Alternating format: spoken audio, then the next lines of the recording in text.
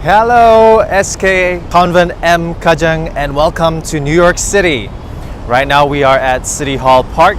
You see New York City behind me and City Hall Park behind me. So I'd like to invite you to take a walk with me in New York City. And today we are going to the Brooklyn Bridge. You can see the bridge right there behind me. So let's go.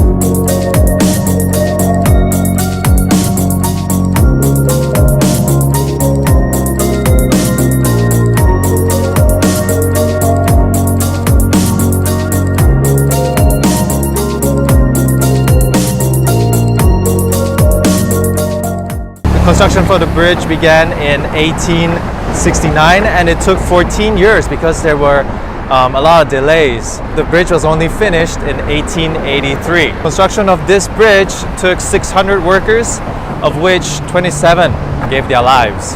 This bridge was actually the first steel wire suspension bridge built in the world. And also it was the longest suspension bridge. This is the East River. Down there,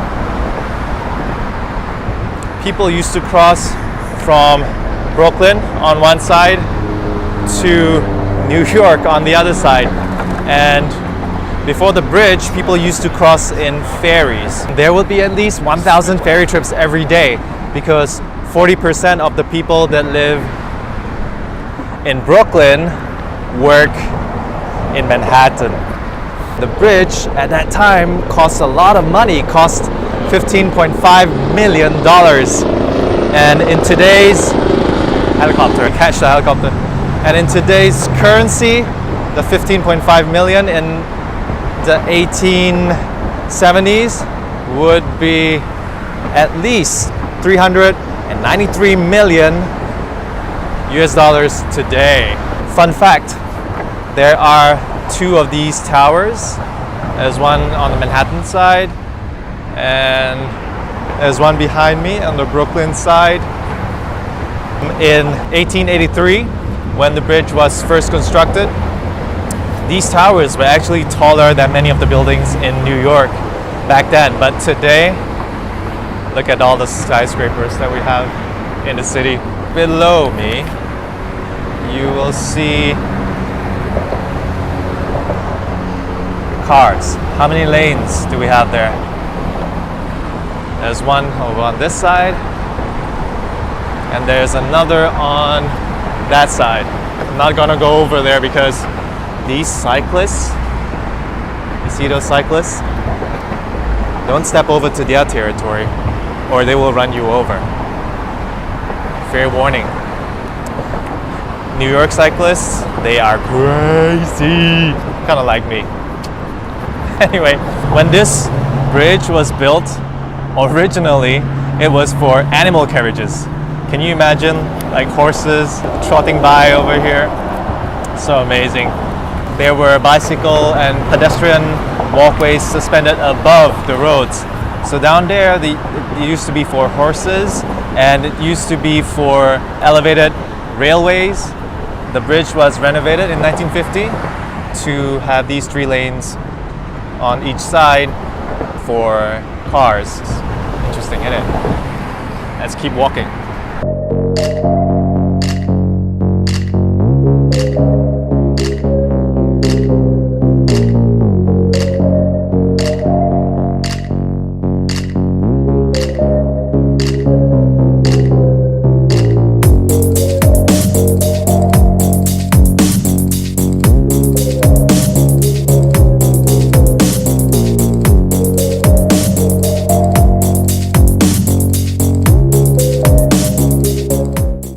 Morning, so the sun is actually facing New York City, so shots of New York City will make me look pretty and also make the city look pretty.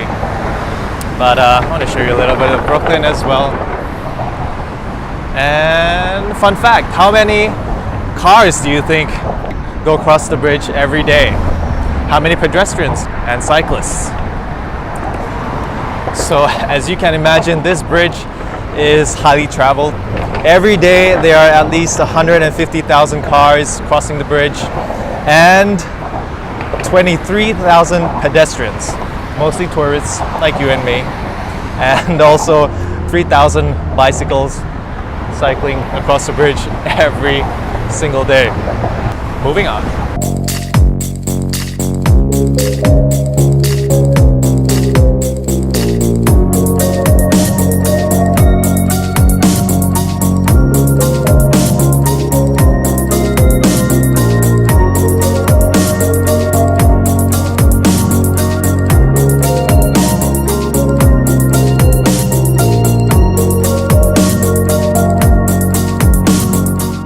Pedestrians and cyclists, we share the same narrow pathway, and accidents happen every day. Like sometimes with children, sometimes with pedestrians, they wander across to the cyclist lane and people get injured.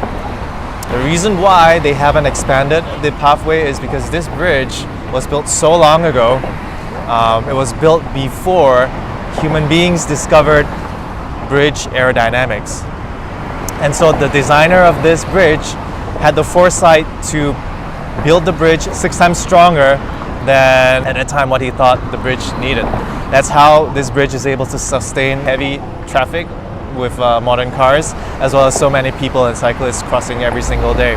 Of course, the bridge has been upgraded with extra cables to keep it secure, but they are also studying whether the bridge can hold more weight, because they're thinking of expanding this narrow little pathway to let people and cyclists have more space.